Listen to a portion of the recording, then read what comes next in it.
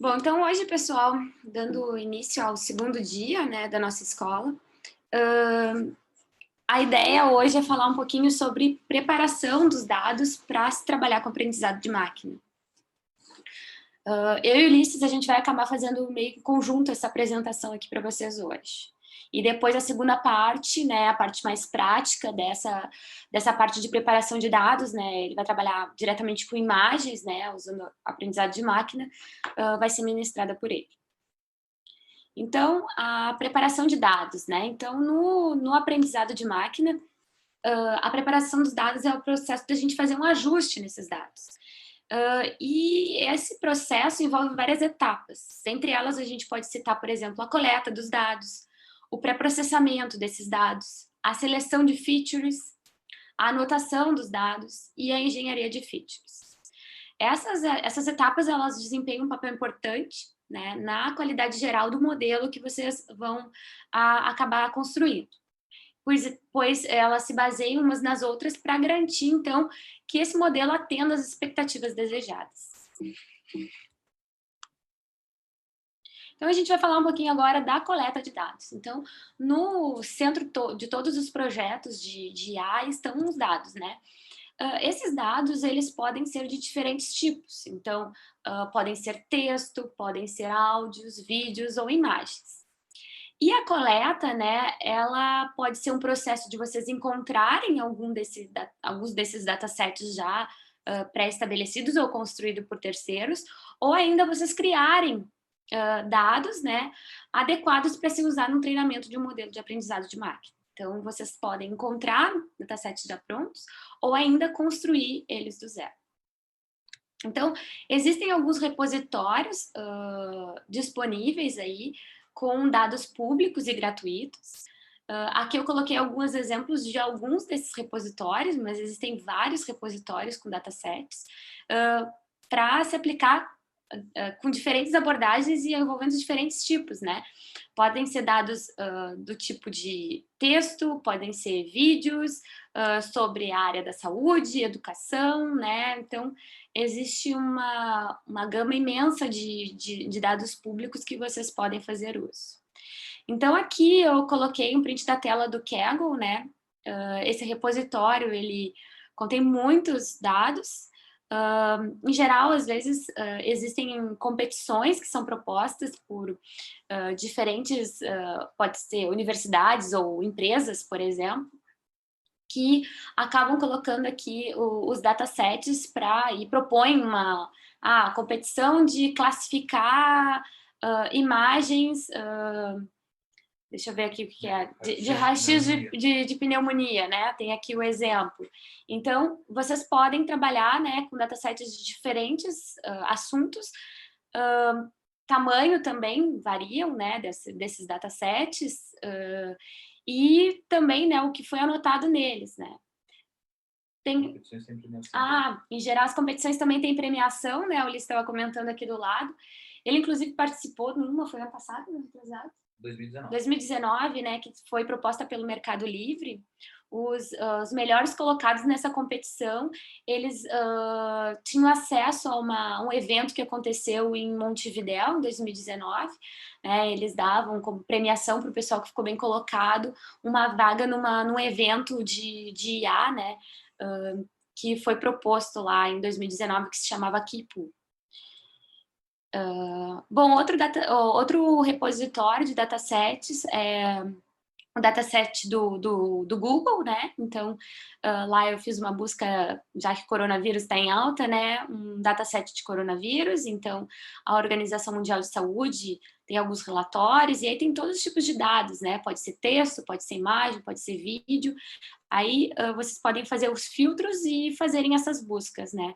A fim de encontrar, daqui a pouco, algum assunto de interesse que vocês querem criar um modelo para aquele assunto, enfim. Depende muito do problema que vocês querem resolver, né? Bom, aqui também tem outro repositório. Aqui, esse repositório é bem específico para aprendizado de máquina. Aqui do lado vocês podem visualizar também, né, que tem, né, tarefas específicas de classificação, regressão e agrupamento, né, então vocês podem buscar datasets que já têm marcações específicas para essas tarefas. Então dá para fazer um filtro em cima de tarefas, né. Aí diz quando os dados, qual é a quantidade de dados para cada um desses datasets, o ano em que eles foram construídos, né? Então, tem várias informações aqui, um resumo geral desses conteúdos aí disponíveis.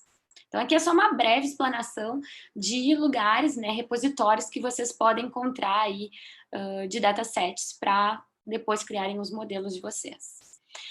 A quantidade de dados ela é importante, mas ela não é tão importante quanto a qualidade desses dados. Então, esses repositórios, talvez eles não tenham um nível de confiança em cima dos dados que vocês gostariam que eles tivessem. Então, se não tem esse nível de confiança nos dados, né, uma das coisas que pode ser feita é o quê? Criar o seu próprio conjunto de dados. Então, como é que se pode se fazer essa criação, né? Existem várias formas de se criar. Aqui eu estou só citando um exemplo, né?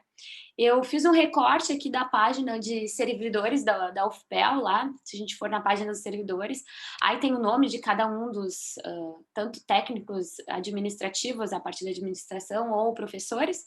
Então, aqui fiz uma busca na minha própria página ali, e aparece algumas abas, currículo, projetos, disciplinas. E aqui é uma página em HTML.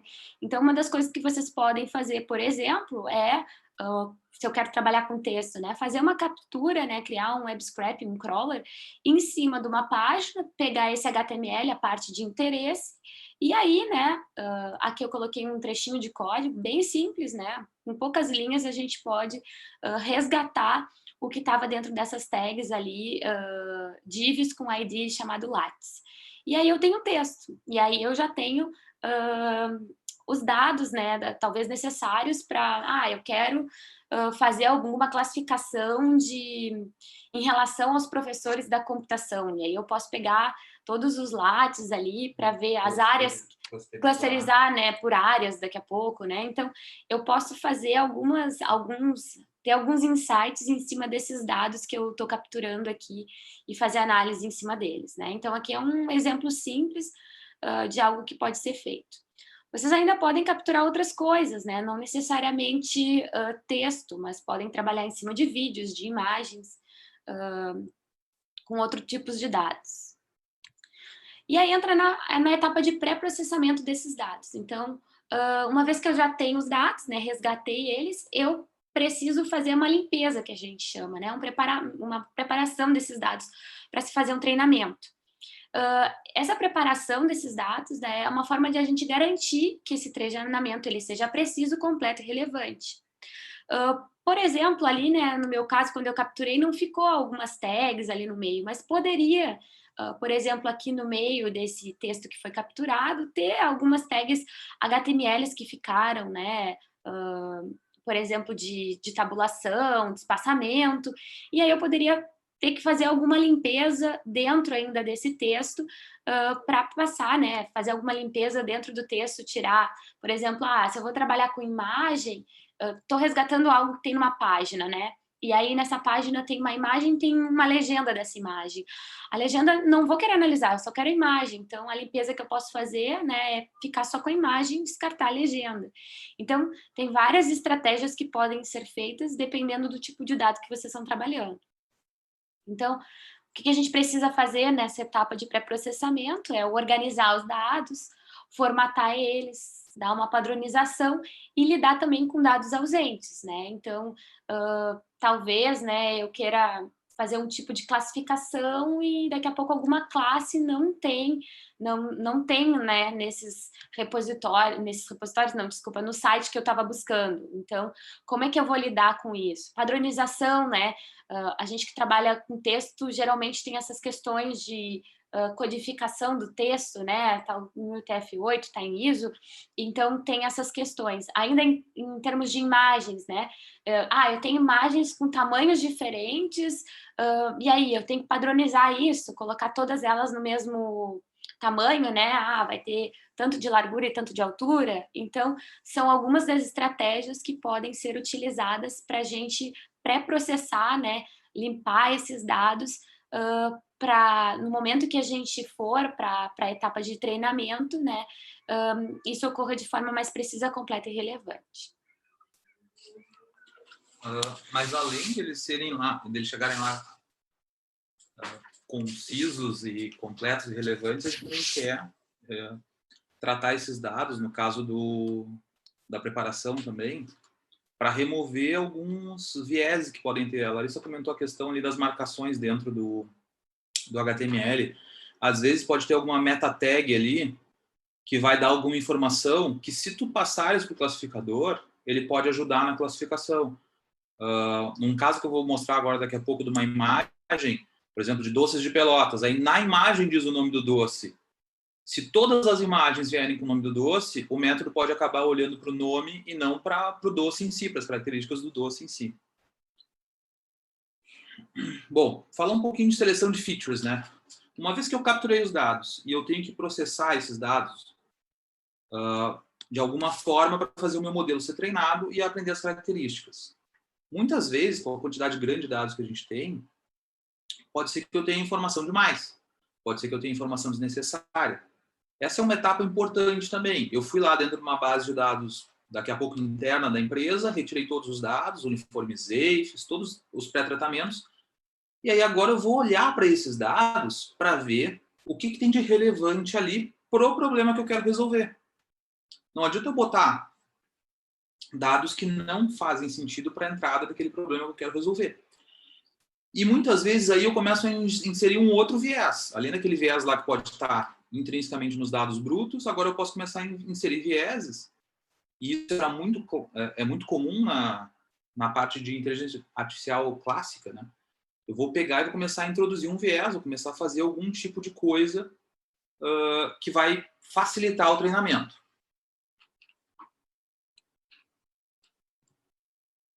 Bom, como é que eu posso fazer, então, essa seleção de features, né? Então, dado que eu já tenho os dados, que características dentro desse conjunto de dados eu quero selecionar?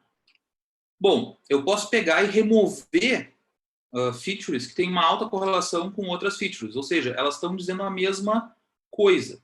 Elas têm o mesmo comportamento, não estão dizendo a mesma coisa, mas elas têm o mesmo comportamento quando a gente analisa lá matematicamente o método de aprendizado. Não vai conseguir usar as duas, porque as duas têm o mesmo tipo de informação. Depois, eu posso ter remoção de features pelo impacto que ela vai ter no classificador. Por exemplo, essa biblioteca que tem ali embaixo, ela faz exatamente isso. Vocês passam classificadores e ela vai testando aquele classificador, retirando uma de cada vez cada uma das features que tu tem na entrada. E aí ele te diz, olha, a feature 1, a feature 2 e a feature 3 não fizeram diferença no resultado do classificador. A precisão, a revocação, a acurácia continuaram iguais. Tirar features redundantes, quando eu tenho, de fato, duas vezes o mesmo dado. E remover features irrelevantes, como eu falei, dados que não têm a ver com o problema que eu quero solucionar especificamente. Aqui eu fiz um exemplinho bobo. Eu posso pegar um pedaço só das features que daqui a pouco vão me ajudar a solucionar um determinado problema. Eu estou inserindo um viés na minha solução. Então, digamos que eu quero só diferenciar zeros e uns, eu posso pegar dois pedaços da imagem e começar a analisar. Então, eu posso analisar o centro, onde geralmente no meu dataset, isso é uma presunção, eu estou assumindo isso. Geralmente no meu dataset tem um risco, que é o 1. Se tiver a parte branca ali, tiver muita parte branca, quer dizer que é um 1. Se eu pegar esse centro e tiver muita parte preta, quer dizer que é um 0. Claro que quando eu coloco os outros dígitos que estão aparecendo ali, a coisa fica bagunçada. Além disso, aqui esse dataset está processadinho para centralizar em cima do dígito. A hora que eu for tentar fazer isso no mundo real, as coisas começam a ficar mais complicadas. Então, nem sempre o viés é ruim. Ele pode ajudar, principalmente quando a gente tem poucos dados. Mas a gente tem que tomar cuidado com ele. Uhum. Bom, então, a outra etapa, né, o Ulisses falou da seleção de features. A primeira a gente falou a parte da coleta dos dados, depois desse pré-processamento dos dados. E aí a gente entra numa etapa que se chama anotação dos dados. Bom, a anotação seria fazer o quê, né? A parte fundamental para preparar os dados para o aprendizado de máquina. Né? Pois ele vai especificar quais as partes que o modelo vai aprender. Então, como é que a gente faz isso, né? Em geral, né, os modelos, apesar das melhorias dos modelos de aprendizado não supervisionado, que não requerem os dados rotulados, a maioria dos sistemas de aprendizado ainda dependem desses dados rotulados, né? Para aprender e executarem suas tarefas. E aí, para fazer essa anotação, existem algumas ferramentas disponíveis, online ou offline, e elas se dividem em diferentes tipos. Por exemplo, eu posso ter ferramentas que fazem anotação num segmento único, né? Ou seja, só faz anotação de texto, só faz anotação de áudio, ou só faz anotação de vídeo, ou só anotação de imagem. Poucas são as ferramentas que conseguem englobar várias naturezas diferentes de dados, né? Que fazem anotação de todos esses tipos. Multimodal, né? É um tipo de terminologia bastante utilizada. Ainda, né, elas podem se diferir uma da outra quanto aos métodos de abordagem. Então, elas podem ter, por exemplo, rotulagem colaborativa dos dados, né? Então, mais de uma pessoa está tentando fazer a rotulagem daquele mesmo dado ao mesmo tempo. Possuem também diferentes tipos de recursos de rotulagem. A gente vai falar mais adiante um pouquinho de cada um deles, né? O uso de caixas delimitadoras, segmentação semântica e outros. E possuírem também código aberto, né? Nem todas elas possuem código aberto. Muitas dessas ferramentas tem que se pagar quando se quer trabalhar com um grande número de dados para se fazer anotação. Tem algumas que tem uma contrapartida, né? Uma vez que tu coloca os dados lá, tem que tomar cuidado, às vezes tem dados que não podem ser publicados, então tem que se tomar esse cuidado, porque às vezes tu pode colocar uma ferramenta que a contrapartida dessa ferramenta ela deixa tu colocar tudo que tu quiser lá, mas só que os teus dados depois são publicados, né? Então, esses são alguns dos cuidados que deve se ter. Então, aqui eu coloquei um print só de uma ferramenta, né? Tem N ferramentas disponíveis, que se chama TagTog, e ali eu só carreguei, né, um dataset que já estava lá dentro. Eu poderia, se vocês forem para o menu datasets, tem vários datasets ali, e esse dataset é de reviews de filmes, né, do site IMDb, né, do Internet Movie Database. E aqui vocês vão ver, né, que tem vários textinhos ali. Esse dataset aqui, ele foi anotado com relação ao sentimento, né? Então, a gente pode falar que aquele texto, ele tem um sentimento positivo, negativo ou neutro, né? Se estão falando bem ou mal, ou não estão falando, né? Tem um sentimento neutro em relação a determinado filme, certo? Então, é uma rotulagem em cima desse texto, né? Então, aqui é um exemplo de anotação. E quem pode realizar essas anotações, né? Bom, vai depender muito da base de dados, né? Do problema que vocês estão tratando. Pode-se, né? Dependendo do tipo de dataset, ter que se exigir que especialistas anotem esse dataset. Existem empresas também que trabalham diretamente com a parte de anotação de imagens, textos, e ainda existem plataformas crowdsourcing também que realizam esse processo. Então, aqui, né, especialistas, o que seriam os especialistas, né? Pensem assim, se dessem essas duas imagens, aqui até elas estão escritas, né? Aquele pulmão ali é de alguém que teve Covid, e aquele pulmão é um pulmão normal. Nós, né, nós leigos no assunto, a gente não sabe, né? Daqui a pouco dado uma imagem dessas, o que é uma imagem com Covid ou não, né? Então, a gente não sabe fazer essa rotulagem. Dependendo do tipo de assunto, pensa numa rocha, né? Então, daqui a pouco um geólogo, ele sabe fazer uma classificação correta de uma rocha. Alguém que não conhece, não tem conhecimento daquele assunto, não vai saber fazer aquele tipo de classificação, né? Então, muitos dos datasets, às vezes, exigem que alguns especialistas possam fazer as marcações, né? E aqui tem uma plataforma crowdsourcing que se chama Mechanical Turk, que é bastante utilizada, né? Só que ela tem as suas restrições, né? Tem que se pagar para fazer o uso dela, tem alguns, não é guias, algumas diretrizes que têm que ser seguidas para também se colocar os datasets ali e exigirem algumas exigências feitas pelo próprio Mechanical Turk para se fazer o uso da ferramenta. Então, tem essa contrapartida aí.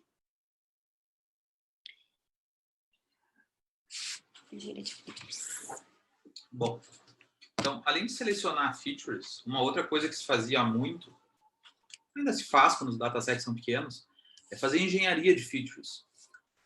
Então, selecionei as features que eu tinha, descartei aquelas que não eram importantes, descartei as duplicadas. O que eu ainda posso fazer para tentar ajudar e deixar o problema mais fácil de ser solucionado pelo meu método de aprendizado? Bom, pode ser interessante que a gente crie novas features que sejam relacionadas ao problema. E, de novo, eu estou inserindo um viés nesse código, nesse nosso modelo. Aqui tem um exemplinho. Foi meu trabalho de TCC na FURG. Fui um dos que trabalhou nesse projeto. A gente tinha um robô que tinha que inspecionar adultos subterrâneos. E aí, nesse robô, ele tinha um mecanismo de visão computacional. O que é essa engenharia de features aqui? Ele não olhava todos os pixels da imagem e passava para um método de aprendizado para dizer onde é que estava o cabo de energia, que ali no caso da imagem da direita, bem acima, é aquela parte mais alaranjada, amarronzada. Então, o que ele fazia? Eles faziam um pré-processamento que passava sobre a imagem, detectava linhas, porque dentro do duto, a princípio, não era para ter nada além dos cabos de distribuição de energia. E uma vez que isso era feito, a gente passava essas informações dessas linhas para o mecanismo de controle, que era uma rede neural que controlava o andamento dele e o acionamento dos motores. Outro exemplo que vocês viram, que inclusive vocês viram ontem, é o da íris. Essa é a planta da íris. São as 3 espécies de íris. E vocês viram lá que no dataset nós tínhamos apenas os dados de qual era o comprimento da pétala, qual era o comprimento da sépala, qual era a largura da pétala, qual era a largura da sépala. Então, vocês tinham esses dados lá já extraídos. Porque alguém estudou a taxonomia dessas plantas e chegou à conclusão que só com esses dados era capaz de diferenciar as plantas. Então, a gente pode extrair features a partir dos nossos dados originais para fazer isso.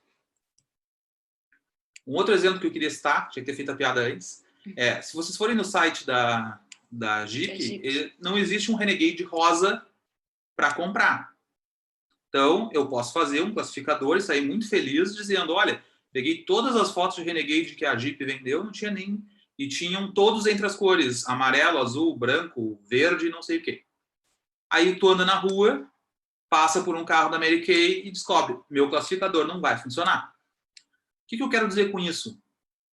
Num conhecimento limitado sobre o domínio, numa situação em que tu tem um dataset pequeno, a gente faz uso de engenharia de features.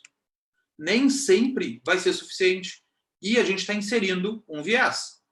A gente está dizendo que aquelas coisas são exatamente do jeito que estão sendo apresentadas pela minha interpretação do dataset. Não é nem pelo dataset, pela minha interpretação do dataset.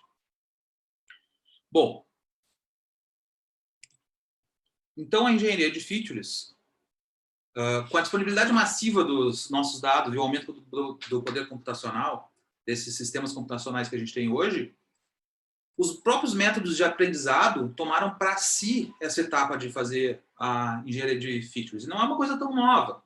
Então, se a gente pegar as máquinas de núcleo, que costumeiramente são chamadas de máquina de vetor suporte usando o kernel, ou as redes neurais convolucionais, elas já fazem uma manipulação dos dados de entrada para extrair características. Em algum nível, as próprias redes neurais comuns, ali, as multilayer perceptron, elas fazem isso, só que de uma forma um pouco mais difícil da gente avaliar.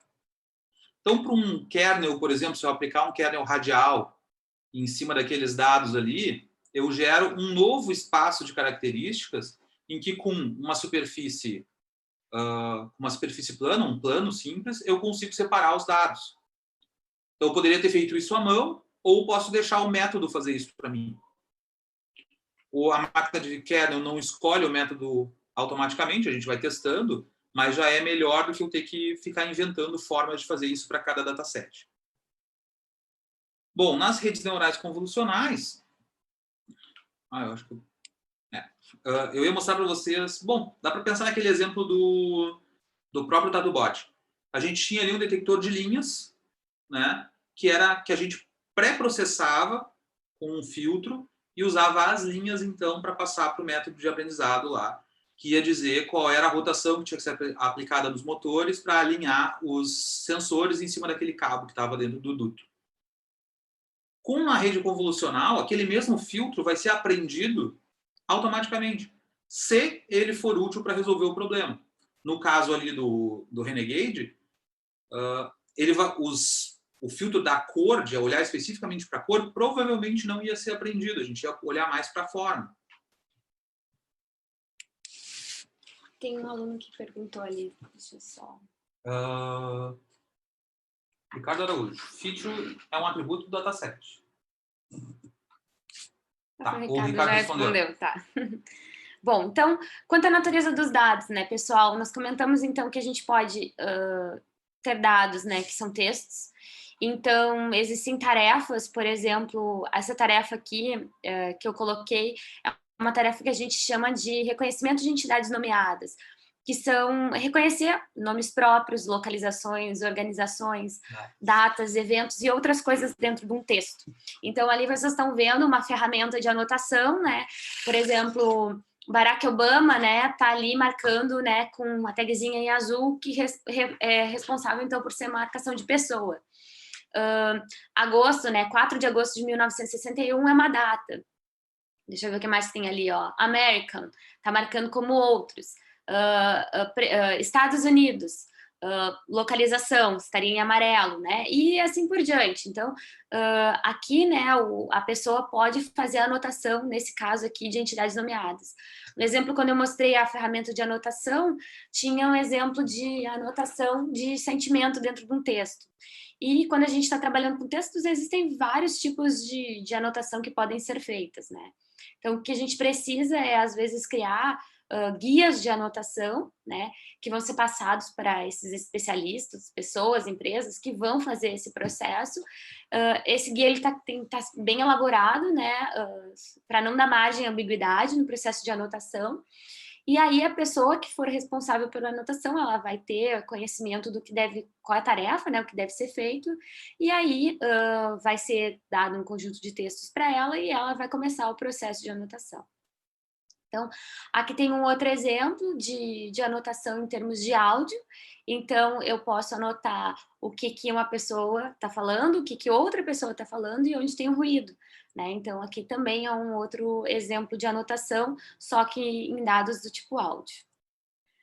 Aqui, então, tem um vídeo, né, que é a anotação em termos de imagem. Então, onde é que está passando o veículo, que é um ônibus, onde está passando pedestres, onde tem carros, né? Então, aqui tem as marcações feitas em cima desses objetos aqui nesse vídeo. Aqui tem, então, a parte de anotação de imagens também, né? Aqui a anotação só do que vem a ser os objetos e quem são as pessoas. Então, são alguns exemplos. Mais especificamente na etapa, né, de anotação de imagens, a gente pode, por exemplo, fazer uso de caixas delimitadoras, né, que seriam caixas retangulares, quando a gente está falando em objetos em 2 dimensões, ou ainda em 3 dimensões. Então, aqui é bastante utilizado esse tipo de marcação no setor de veículos automotivos, né? Então, aqui eu tenho o exemplo dos carros, né? Então, tenho a primeira imagem ali, só o retângulo, ou ainda, né, no estacionamento, a marcação feita naquele outro carro ali em 3 dimensões. Eu posso fazer o uso, então, de polígonos também, né?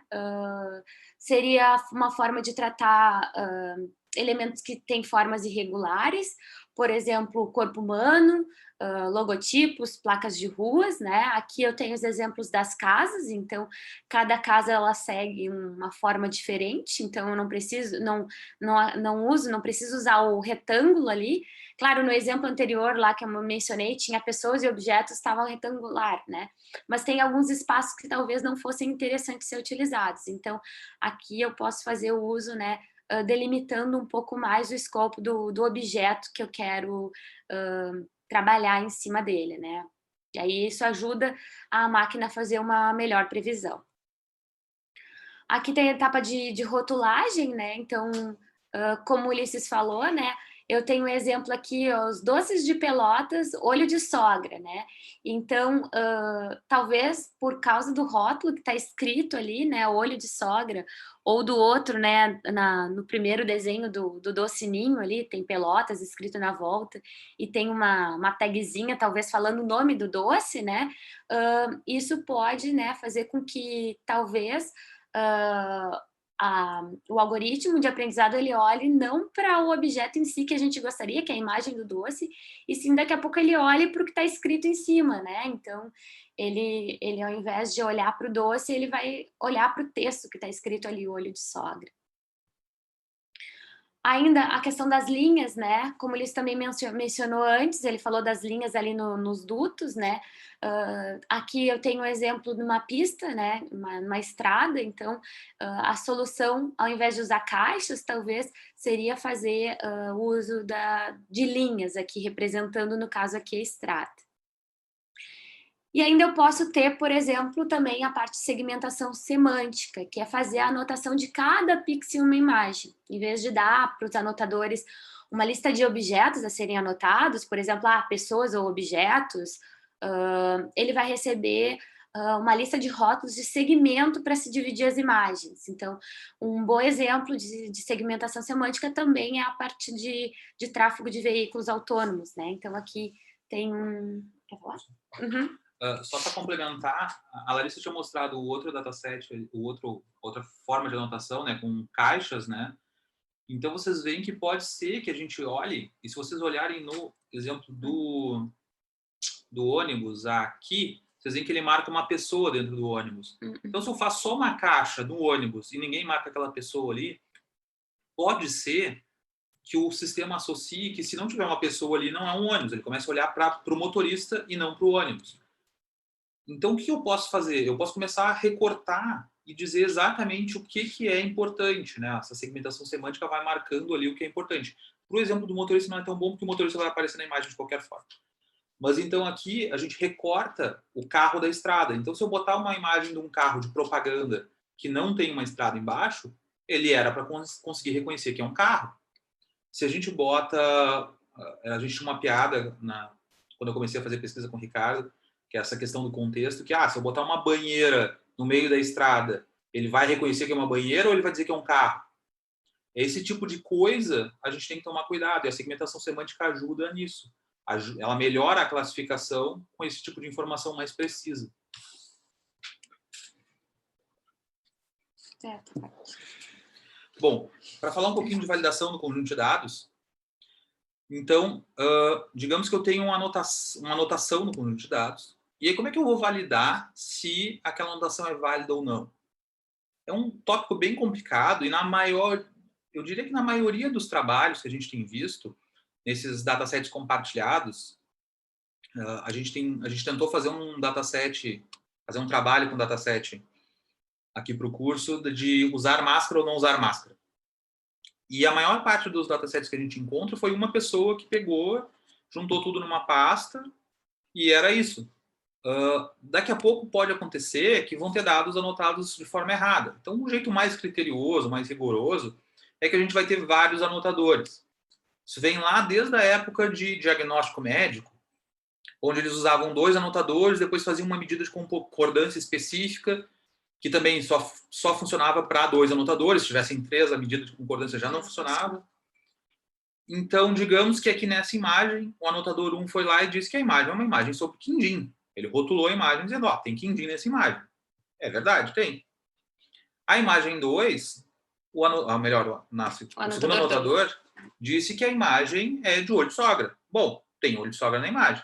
Também tem trouxinha, tem pastel de Belém, aquele ali não, de Santa Clara. Santa Clara. Tem um bombom que deve ser bombom de morango, tem um monte de coisa. Agora, a rotulagem vai me dizer que só tem isso na imagem. E não é uma questão de brincadeiras, assim como a gente está fazendo.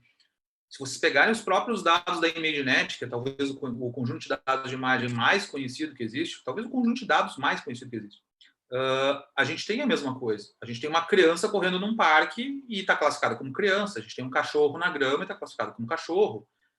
A gente tem uma pichação num vagão de metrô e está classificado como pichação.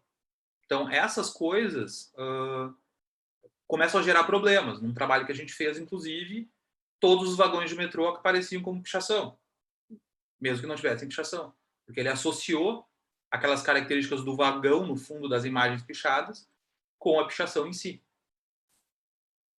Então, depois da rotulagem, eu tenho então a anotação. Bom, para fazer validação da anotação, aí eu já tenho como ver que o anotador 1 e o anotador 2 estão olhando para coisas distintas. Eles não estão olhando para a mesma coisa. E aí, bom, aqui no primeiro caso, só para deixar mais explícito, quando eu tenho imagens que estão anotadas de forma diferentes por anotadores diferentes, eu tenho algumas ações que eu posso tomar. Bom, se eu tenho só 2 anotadores, eu posso inserir uma validação, ou seja, pegar um terceiro anotador e pedir para ele verificar. Se eu tenho 3 anotadores já, aí eu posso fazer a maioria, já a princípio. Então, eu pego e faço uma votação majoritária. Se todo mundo disse que era de Quindim, é Quindim. Se 2 de 3 disseram que era de Quindim, é Quindim. Já especificamente para anotação, é um pouco mais complicado. Para anotação, eu preciso dizer se o cara que anotou o Quindim um pouquinho mais para cima e o cara que anotou o Quindim um pouquinho mais para baixo estão falando da mesma coisa. E aí a gente costuma usar essa métrica que chama intersecção sobre a união. Então, basicamente, a gente pega a área de intersecção entre as duas marcações e a área de união entre as duas marcações e faz a divisão. Tipicamente, a gente espera que os valores sejam bons se eles estiverem acima, pelo menos acima de 50%, embora a maior parte dos trabalhos usem aí um valor de limite um pouquinho maior, quando estão mais criteriosos. E, bom, se estiver um casamento ali de 90 e tantos por cento de intersecção sobre a união, provavelmente as pessoas estão falando da mesma coisa, o que não resolve ainda o problema que elas podem ter classificado essa coisa diferente. Mas isso é só para saber se estavam falando da mesma coisa. Então, vocês vão vendo que as complexidades vão aumentando para fazer essa avaliação do dataset. Uhum. Bom, aí existem várias métricas, né, para a gente fazer o cálculo da concordância entre os anotadores, que nem o Ulisses comentou. Tem casos também que, às vezes, né, a gente só tem os 2 anotadores, e aí a gente pode revisitar, né, fazer esses anotadores. Às vezes tem uma etapa que a gente chama de pré-anotação, como eu falei para vocês, a gente tem um guia de anotação, o pessoal vai lá, faz a anotação, a gente vê como é que está sendo o comportamento, talvez, do uso da ferramenta, da anotação propriamente dita, se está sem ambiguidade nesse processo. E aí, em alguns casos, a gente pode sentar os anotadores para eles discutirem exatamente nesses pontos onde não está havendo essa concordância, né? Quando a gente só tem 2 anotadores no caso. Mas como ele mencionou antes, tem alguns casos que a gente pode ter mais anotadores, e aí tem o desempate lá pelo terceiro, quarto, quinto anotador que tiver fazendo a anotação. Aqui eu tenho um exemplo para vocês da medida de capa de coin que a gente usa. Essa medida, geralmente, foi a medida usada desde o início lá na área médica, né? Que, em geral, ela sempre tem 2 anotadores apenas, o anotador 1, o anotador 2. E aí o cálculo é feito, né, em cima do que, por exemplo, eu coloquei YRC, digamos que cada uma dessas letrinhas fossem classes diferentes. Então, quando o anotador disse que era Y, o anotador 2 disse que era Y e o anotador 1 disse que era Y. 9 vezes eles tiveram concordância em relação a essa anotação. Um disse que era Y, o outro disse que era R, em 3 casos. Então, aqui a gente tem uma uma matriz de confusão, digamos, né, com os somatórios das minhas linhas e colunas e o somatório geral. Como eu faço o cálculo dessa medida, né? Então, eu analiso o total de linhas e colunas, mas o total de colunas dividido pelo total geral, e aí eu faço um somatório dessa medida aqui, aí chego no resultado, faço um somatório, por exemplo, dessas concordâncias, né? O somatório de A, que o A é de agreement, né? Eu chego aqui nessa concordância e a capa, na verdade, é o somatório dessa concordância, menos o somatório desse coeficiente aqui, dividido pelo número de amostras que eu tenho, menos o somatório desse coeficiente. E esse valor aqui, para esse caso do exemplo que eu estou mencionando, deu de 0,45.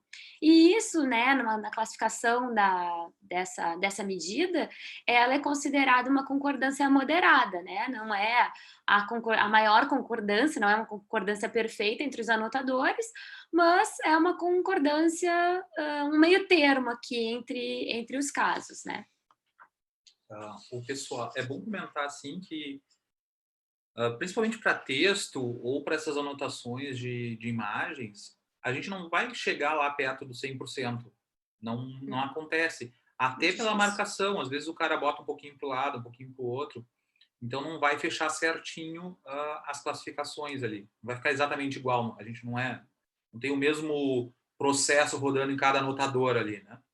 Eles são instruídos com as mesmas regras, mas eles anotam, claro, um pouco diferente ali. Aqui, então, tem outras métricas, né? A capa de Coin é uma das mais conhecidas, mas existem outras métricas que aí envolvem mais anotadores, não precisa ser só 2 anotadores, que nem a gente usa lá na capa de Coin. Então, tem essas outras medidas aqui.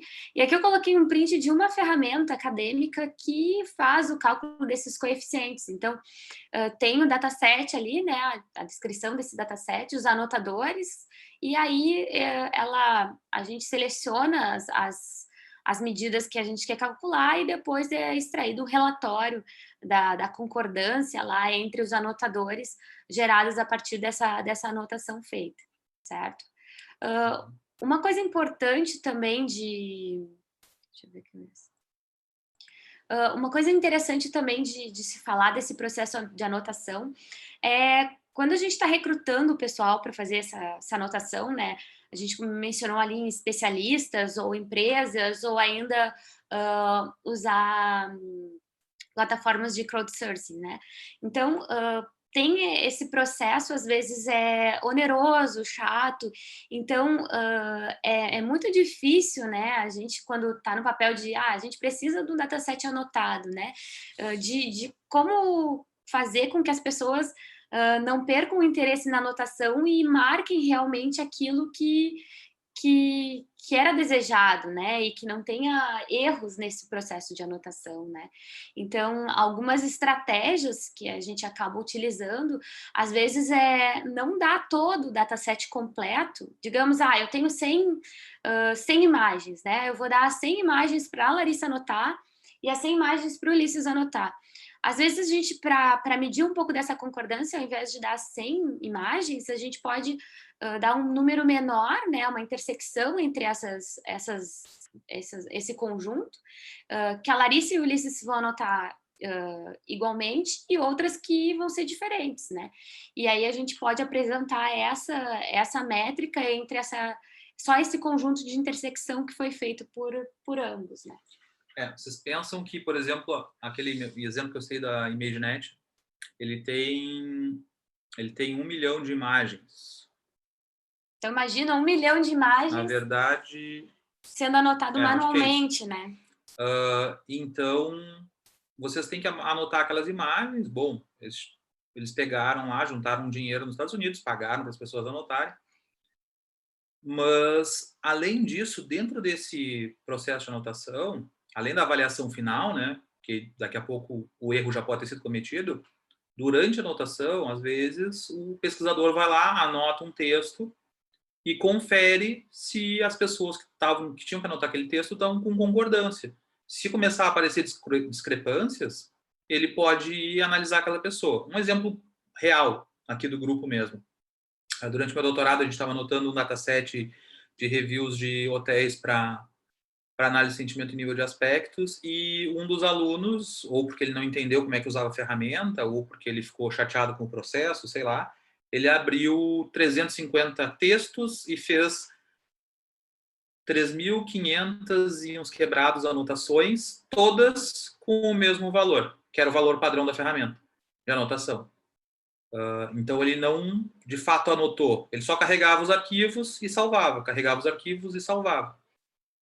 Então ele não fez a anotação, ele não fez a parte que a gente precisa, de fato, da cognição humana, da inteligência, para a gente depois tentar transferir para o método de aprendizado. Uma coisa que eu acho legal de comentar aqui, talvez de ressaltar, a Coen, ela tem lá a sua prova matemática, lá da década de 70, se não me engano, ou 60, para 2 anotadores. E aí, claro, quando as coisas foram ficando mais complexas, às vezes tem a discordância. Tu não quer botar aquele dado fora, tu não quer botar aquela imagem de raio-x de Covid lá no início da pandemia fora, sem saber se tem ou não Covid. Tu quer mais pessoas avaliando para ter uma certeza de se aquilo é um raio-x de Covid ou não. E aí, bom, continua o problema de concordância. Daqui a pouco as duas pessoas estavam erradas e aquela uma pessoa que foi contra estava certa. Então, tem outras métricas que são para mais de 2 anotadores, como a Flies e a Alpha de Krippendorff. E, bom, no frigir dos ovos, na prática, o que a gente tem visto é que quase sempre o pessoal acaba anotando, tendo um anotador só, e quando tem mais de um anotador, essa pessoa, a pessoa que está gerenciando o projeto, acaba fazendo uma concordância direta. Foi o que eu acabei tendo que fazer também. Bom, se tiverem duas pessoas que anotaram aquilo como sendo um raio-x de Covid, então é um raio-x de Covid, uma pessoa com Covid. 2 de 3, né?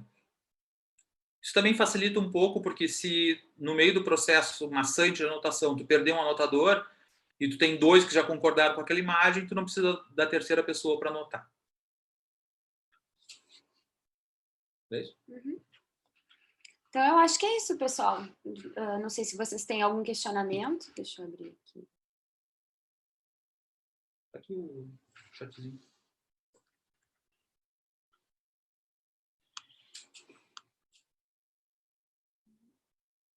Esse é o comentário do Ricardo. Uhum. Mas está atrasado, tem mais um.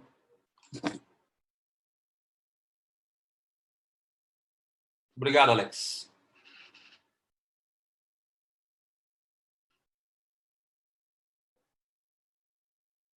Alguma pergunta, pessoal?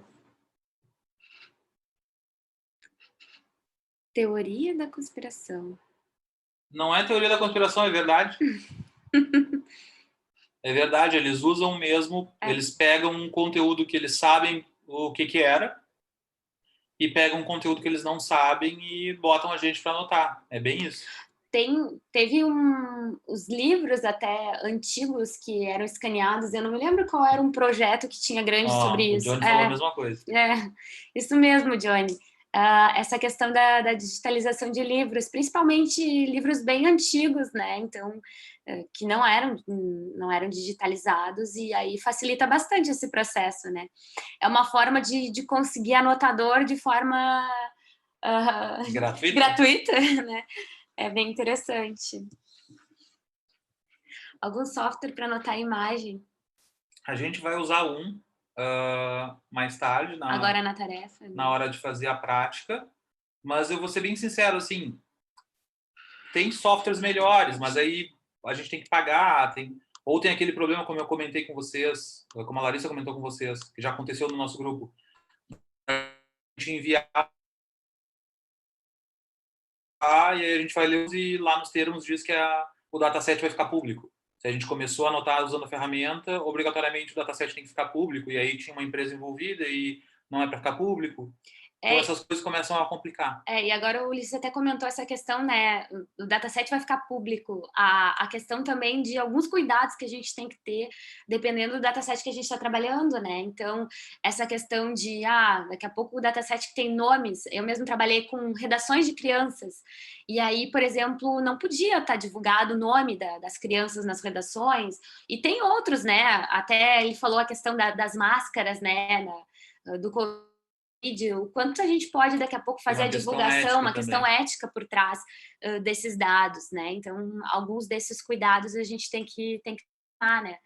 Uma vez que vai usar uma...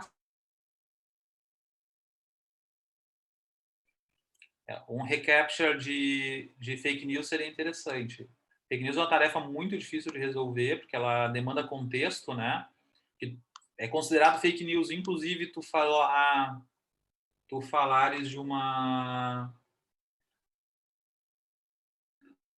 notícia antiga, apresentando como se ela fosse nova. Então, pega, em algum momento lá se falou que o Brasil era um dos países que mais recuperava, que as pessoas se recuperavam mais rápido do Covid, né? E aí pega, acho que era lá de julho do ano passado, e aí apresenta essa notícia hoje. Bom, é fake news, porque essa notícia não é de hoje, né? Isso não é mais um fato. Talvez nem naquele momento fosse. Então, essas coisas assim são complicadas de se interpretar, porque tem todo um contexto por trás. Vai criar salas? A gente criou 6, né? Espera só um pouquinho. Uhum. Bom. Marque todos os carros na foto, rápido, pois o carro está se aproximando.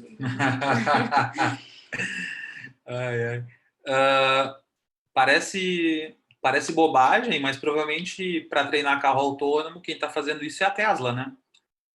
Quando tu compra um Tesla, tu assina um termo lá que eles estão transmitindo teus dados em tempo real para a empresa, então eles sabem exatamente como é que tu dirige e depois eles usam algoritmos para mimetizar isso, né?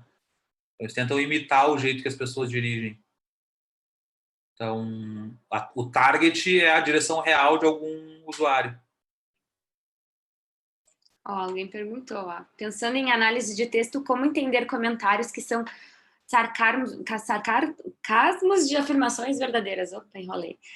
Não sei se isso é possível. Bom, inclusive, assim, Diego, a gente está propondo uma competição de detecção de sarcasmo e ironia em texto, né? Geralmente, a ironia é o contrário daquilo que a gente quer dizer, né? Então, a gente tem algumas estratégias no processamento da linguagem natural que a gente pode usar para detectar o sarcasmo, mas é uma tarefa muito difícil, né? Depende de contexto, às vezes, né? Se a gente tentar fazer identificações fora de um contexto, ou até pessoa que não sabe daquele contexto, talvez ela não consiga identificar o sarcasmo.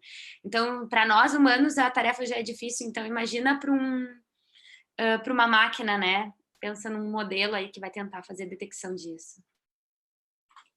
Deixa eu acompanhar aqui. Sem contar que a tela é atualizada remotamente enquanto o dono dorme. Se a pessoa manda um re no final. A questão do sarcasmo, tá? O colega falou ali do re no final. Os primeiros algoritmos eram bem por aí mesmo, tá? Eles viam se tinha alguma marca num tweet, por exemplo, que indicava que era uma... Exatamente. O Ricardo falou de uma hashtag not.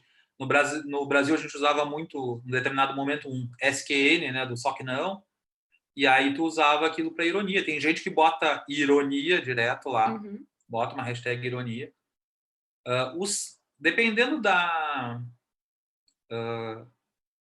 fonte, vamos dizer assim, da referência, né, de qual pessoa que está definindo a diferença entre sarcasmo e ironia, né? Mas uma que eu me lembro de cabeça assim é que a ironia é qualquer forma de comunicação que tu expressa essa forma de contrariedade, assim, né? Então, como a Larissa falou, eu falo uma coisa querendo dizer o contrário. Eu estou sendo irônico.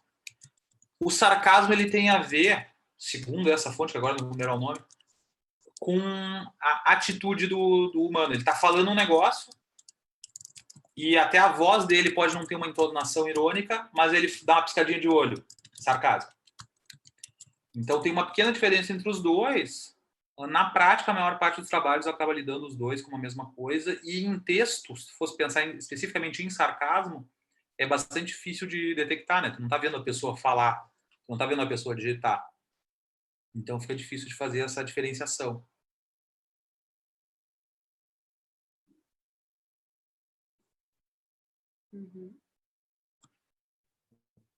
Pessoal, eu tenho uma pergunta. eu não sou bem da área da IA, mas sou bem curioso, eu acho bem empolgante essa tecnologia. Então, a pergunta pode ser um pouco simples, assim, como eu posso determinar que um banco de dados tem um número melhor? Existe um número que determina que um dataset é um número adequado para um dataset? Não. Não. Não, e aí aquela hora que a gente estava falando da preparação do dataset, eu até tentei falar assim, quando a gente tem poucos dados, a gente acaba abusando daquelas seleções de features e das engenharias de features. Por quê? Porque eu estou tentando transferir conhecimento, né? Eu estou fazendo um misto de aprendizado de máquina, onde o aprendizado é dado pelo algoritmo, e de um knowledge based. O modelo knowledge based é um modelo que a gente senta com uma pessoa que sabe do assunto e constrói o modelo. Quando a gente está modificando os dados de entrada do algoritmo de aprendizado, a gente está usando um pouco disso, né? Está usando o conhecimento de alguém que é especialista na área para informar lá. Eu acho que uma regra do dedão, assim, um direcionamento se tu tem poucos dados, daqui a pouco tu vai ter que tentar resolver o problema com modelos mais simples, com modelos menores. E aí, claro, hoje em dia tem... Fala. Geralmente, em que formato são armazenados esses dados?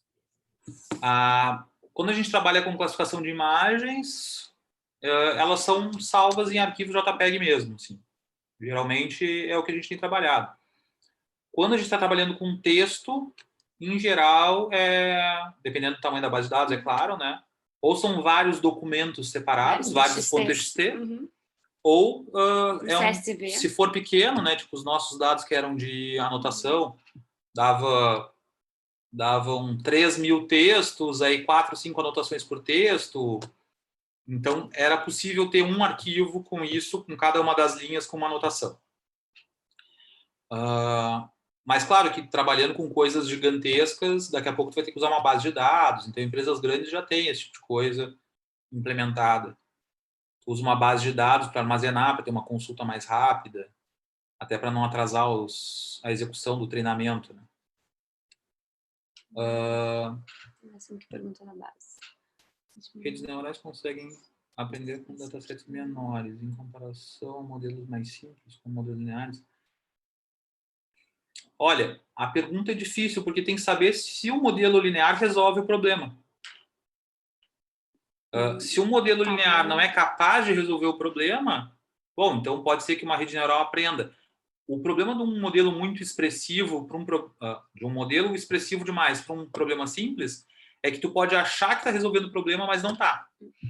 Então, hoje, não sei se vocês acompanham a discussão da área, mas se fala muito no BERT do Google, XLNet, BERT, Elmo, são várias variações de uma arquitetura chamada Transformer, que é uma arquitetura nova de redes neurais. E esses modelos, GPT-3, vocês talvez tenham ouvido falar, o Musk gosta de falar bastante. O Ricardo comentou ontem. O GPT-3 é um modelo gigantesco, o Google agora fez um modelo maior ainda, com não sei quantos trilhões de parâmetros. Qual é o problema disso? Eles treinam esses modelos só para predizer coisas simples, como a próxima palavra ou o próximo parágrafo. Então, coisas contextuais de texto. Então, um aprendizado sempre supervisionado. Não tem um objetivo específico, por assim dizer. E depois a gente tenta usar isso com um fine tuning, como base, vamos dizer assim, já que vocês não vão chegar a ver fine tuning nem transfer learning nesse trabalho, nesse curso. A gente tenta usar esse conhecimento que eles aprenderam dos textos brutos para tarefas específicas, como aquela que a Larissa mostrou de apresentar um texto e dizer que Barack Obama é uma pessoa, que 6 de agosto de 61 é uma data, né, que é o reconhecimento de entidades nomeadas. Então, a gente tenta usar um conhecimento que o modelo aprendeu para uma coisa mais simples, numa coisa mais específica, por assim dizer. Ele aprendeu um conhecimento simples em um monte de dados e a gente tenta transferir para usar menos dados num problema complexo. Não tem mágica, tá? A gente não tem, hoje, uma regra para dizer, tal coisa funciona melhor ou não funciona melhor. E que o tamanho do dataset tem que ser pequeno ou grande, né? A quantidade de dados que tem que ter nesse dataset também não é uma coisa que a gente pode fixar, né? difícil. Até porque, às vezes, tu não tem como conseguir. Não adianta tu dizer assim, o dataset é muito pequeno. Tá, mas eu não tenho mais de onde tirar esses dados. Isso é de uma tribo da Amazônia, que são os únicos textos conhecidos lá nessa língua. Então, no último ACL, tinha um pesquisador muito conhecido, o Christopher Manning, né? Isso. De PLN, que ele estava muito interessado, porque tinha uma sessão que ia ter um trabalho de apresentação que era sobre línguas nativo-americanas, né? Porque tem tão pouco dado que ele, que é um pesquisador top da área, ficou muito interessado e queria ver o que estavam fazendo, qual era a cara daquela língua estranha. Aí a pessoa não foi apresentar, ele ficou chateado.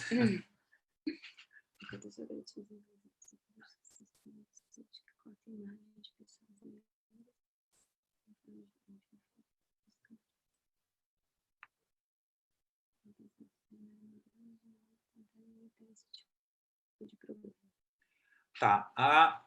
É difícil trabalhar com esse tipo de coisa, tá? Lidar com esse viés. Bom, é um viés do dado, né? É um viés do dataset deles. Obviamente, o dataset deles não tinha essa representação. Não sei se vocês viram quando a Apple lançou o Face ID, eles passaram um tempo considerável da apresentação falando: olha, a gente pegou tribos da Polinésia e tirou fotos com autorização para usar, para treinar o sistema de reconhecimento de faces para não ter esses problemas. E não é de agora, tá? A gente está falando de aprendizado de máquina, mas antes a gente fazia a detecção de faces de forma mais braçal, nesses modelos knowledge-based, né? Então procurava olhos e boca, media a distância, e aí via se aquilo casava com um padrão médio. E aí me lembro que tinha um software da HP que reconhecia rostos para botar coisas em cima, ou pelo menos para focar naquela parte da imagem. E também não funcionava com negros. Tem outros problemas que são complexos de resolver. Essa questão de viés, eu acho que a forma de resolver é tentar representar todos os grupos o máximo possível para que não tenha esse problema.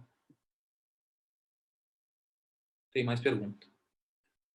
Você conhece alguma ferramenta de PLA na área de direito? Que, por exemplo, auxilia na interpretação de documentos? Tem um trabalho do professor... Eu não me lembro se é do Felipe Meneguzzi ou do Rodrigo Barros, da PUC, Porto Alegre, a PUC-RS, que eles faziam, que foi agraciado com o Research Hours for Latin America do Google, acho que 2 ou 3 vezes, que era para validar contratos. Eu acho que é o único que eu me lembro de cabeça, assim. Bom, tem uma ferramenta que chamou atenção, acho que foi em 2019 ou 2018, se eu não me engano foi na Inglaterra, que era uma ferramenta para fazer recurso de multa de trânsito.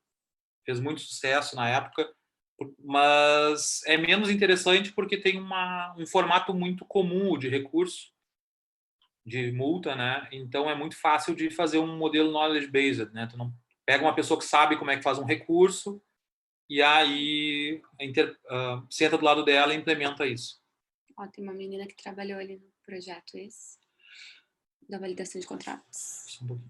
Quando o dataset é pequeno, se é sempre válido usar técnicas de data augmentation? Depende. Não adianta eu gerar lixo. Data augmentation é útil, é muito bom para datasets pequenos, mas vou citar um exemplo. Para imagens, rotacionar a imagem, mudar a iluminação da imagem. Daqui a pouco tu entra um pouco mais a fundo, faz uma segmentação semântica na imagem, antes de fazer o augmentation. Faz uma segmentação semântica, troca a cor da camisa de uma pessoa, troca a cor da sala, essas coisas podem ajudar depois a generalização. No entanto, pensa em texto. É muito mais difícil de fazer augmentation. Coloca o exemplo do teu... O Ulisses, por exemplo, fez um augmentation no dataset dele que ele usava dicionário de sinônimos, né? E que não teve grande impacto. O resultado foi ruim. O resultado foi ruim mesmo. E assim, no português, né? Ele trabalhou com dados em português, é difícil de achar o recurso, né? Os dicionários de sinônimos disponíveis e o augmentation não fez diferença. Talvez para inglês funcionasse. Então, o que eu fiz nesse trabalho que a Larissa está citando especificamente? Eu criava uma árvore sintática da frase, que estava falando bem ou mal de alguma parte do hotel. O quarto é muito bom. Então, eu pegava o quarto, via qual adjetivo estava se referindo a quarto, bom, e aí eu ia lá e trocava por um sinônimo ou por um antônimo, e aí usava isso para treinar o texto. Claro, quando eu trocava por um antônimo, eu invertia a polaridade eu invertia a tag, né? Em vez de ser um texto positivo sobre o quarto, eu transformava num texto negativo sobre o quarto. Isso não ajudou muito, e aí eu concordo com a Larissa, principalmente porque as palavras, os adjetivos, tá bom, ruim, mal, tranquilo fazer antônimo e sinônimo. Mas aí, quando começavam a aparecer palavras mais complexas, o dicionário de sinônimo metia umas palavras muito estranhas. E aí, bom, as palavras estão no dicionário, elas são sinônimos e antônimos das palavras que a gente quer, mas ninguém usa. Então, na hora que a gente ia para textos reais, aquilo não funcionava. Então, data augmentation tem que ser feito, mas com cuidado. Bom, aqui teve uma pessoa que trabalhou, então,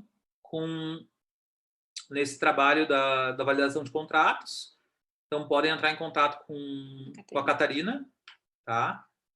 Para tirar mais dúvidas ali. Eu sei só, me chamou a atenção porque eles ganharam o prêmio lá, e aí eu me lembro que gravei a situação.